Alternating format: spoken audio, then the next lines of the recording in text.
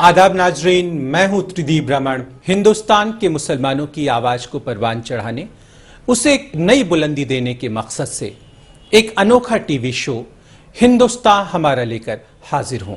आदाब नाजरीन, मैं हूं साइमा खान, आपकी खिदमत में एक बार फिर से हाजिर हूं एक नायाब टीवी शो हिंदुस्तान हमारा लेकर। आज के मकाम में हम आपको रूबरू करा रहे हैं बिहार के किशनगंज लोकसभा के एमपी मौलाना असरारुल हक से। किरदार में आज हम पेश करने वाले हैं फिल्म क्रांति।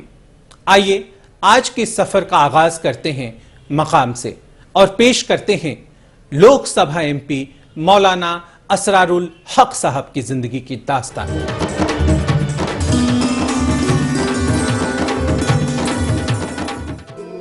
आज के मकाम में हम आपका तारुफ करा रहे हैं एक ऐसे शख्स से जिन्होंने मुल्क और समाज की खिदमत को ही अपना मुकद्दर बनाया और हजारों सूनी आंखों में तालीम की रोशनी जलाई। जी हाँ, हम बात कर रहे हैं बिहार के किशनगंज से लोकसभा एमपी मौलाना असरारुल हक की। असरारुल साहब की पैदाइश बिहार के किशनगंज जिले में हुई थी और अपनी दीनी तालीम यहीं के मदरसे और प्राइमरी स्कूल से हासिल की।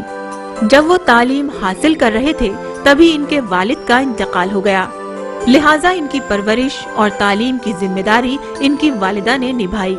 मेरी पैदाइश 15 फरवरी 1942 को हुई है। बिहार में उस वक्त जिला पूर्णिया था, अब जिला किशनगंज है। पूर्णिया जिला के एक गांव में, जिसका नाम पहले टप्पू था, अब तालीमाबाद टप्पू है उसका नाम। और मैं इब्तदाई जो शुरू की तालीम है वो मैंने गांव में ही हासिल की।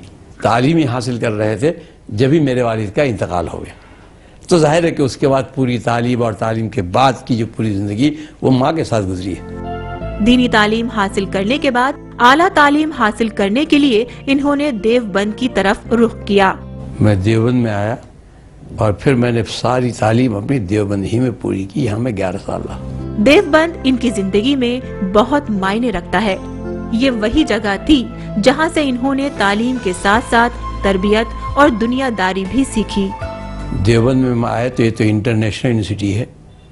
जिस ज़माने में मैं पढ़ता था उस वक्त तकरीबन 32 मुल्कों के लोग इसमें पढ़ते थे। तो अब उन सब लोगों के साथ मिलना जुलना, बात करना, उससे मुझे इसका भी अंदाज़ा हुआ कि दुनिया हमारी कैसी है, कैसी तहजीब है, क्या है। काफ़ी तजर्बात इससे हुए। बात करने का, लोगों के बारे में सोचने का सलीका भी हुआ। तालीम हासिल करने के बाद ये कुछ दिनों तक जमीयत उलेमाए हिंद के साथ जुड़े और उस दौरान इन्होंने मुल्क के 1 लाख से ज्यादा गांव का दौरा किया, जहां इन्हें असली हिंदुस्तान दिखा। जमीयत उलेमा हिंद का जो एक जमीयत उलेमा थी, उसका मैं 74 से 80 तक सेक्रेटरी रहा हूँ ऑल इंडिया, और 81 से 91 तक मैं 10 साल जनरल सेक्रेटरी रहा हूँ जमीयत उलेमा हिंद का। और इसीलिए हिंदुस्तान का कोई ऐसा शहर नहीं है कि जहाँ मैं नहीं गया हूँ। मैं 1,30,000 गाँव में गया हूँ हिंदुस्तान के, और मैंने बहुत करीब से तमाम चीज़ों को देखा है। देवबंद में तालीम हासिल करने के बाद इन्होंने बिहार के मुख्तलिफ मदरसों में पढ़ाने का काम किया। इस दौरान ये गरीब और पिछड़े इलाकों में कोसों पैदल चलकर लोगों को तालीम की अहमियत समझाते थे।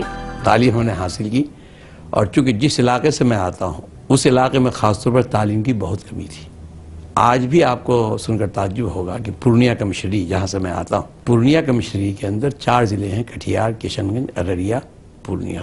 पूरे हिंदुस्तान में इस वक्त जो है लिटरेसी 72% है, लेकिन वहाँ आज भी 45% है। तालीम की बहुत कमी है। तो इसलिए मैंने ख़ास तौर पर, एक तो ये, दूसरा जो मैं 1,30,000 गाँव में गया और मैंने जो मुसलमानों की गाँव को और उनकी ज़िंदगी को करीब से देखा, तो मैंने ये महसूस किया कि इस मुल्क में बावकार ज़िंदगी गुजारने के लिए, और ये जो तमाम चीज़ें हमारे ख़िलाफ़ हो रही, इन तमाम चीज़ों से निकल कर एक बामकसद ज़िंदगी अपने लिए, मुल्क वालों के लिए गुजारने के लिए ज़रूरी है कि तालीम में हम सबसे आगे आएँ। तो इसलिए मैंने तालीम पर तवज्जो की। देवबंद में बिताए दिनों और अपने उस्तादों की सोहबत और सीख को याद कर ये आज भी जज्बाती हो जाते हैं। उस्ताद हमारे सभी अच्छे थे और हमारे सभी उस्तादों ने, लेकिन वहाँ पर भी एक सिलसिला होता था मुरब्बी का। हमारे ज़माने में हम किसी एक उस्ताद की तरबियत पे रहते थे और जिनकी तरबियत में हम रहते थे उनसे बहुत कुछ सीखते थे।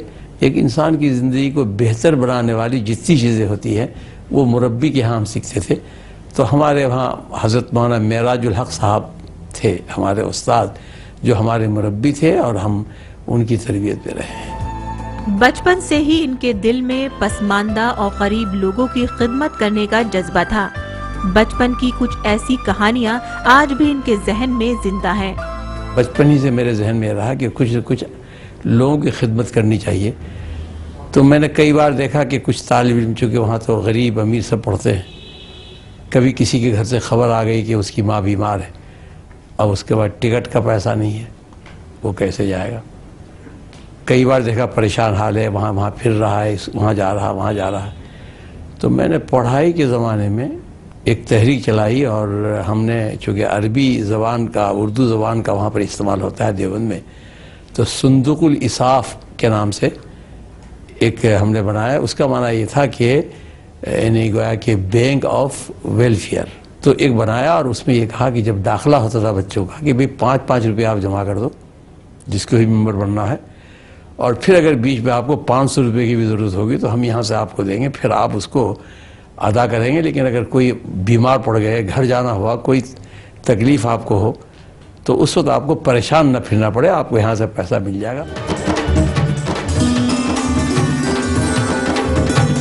हक साहब की जिंदगी की दास्तां जारी रहेगी। फिलहाल वक्त है एक छोटे से ब्रेक का। आप कहीं जाइएगा नहीं, वक्त की धड़कनों को यूं ही संभाल कर रखिएगा। हम लौट कर आते हैं पल दो पल में। ये कहते हैं कि दहशतगर्दी हिंदुस्तान के लिए ही नहीं बल्कि पूरी दुनिया के लिए एक आफत बन चुकी है, लिहाजा इसे जड़ से मिटाना होगा।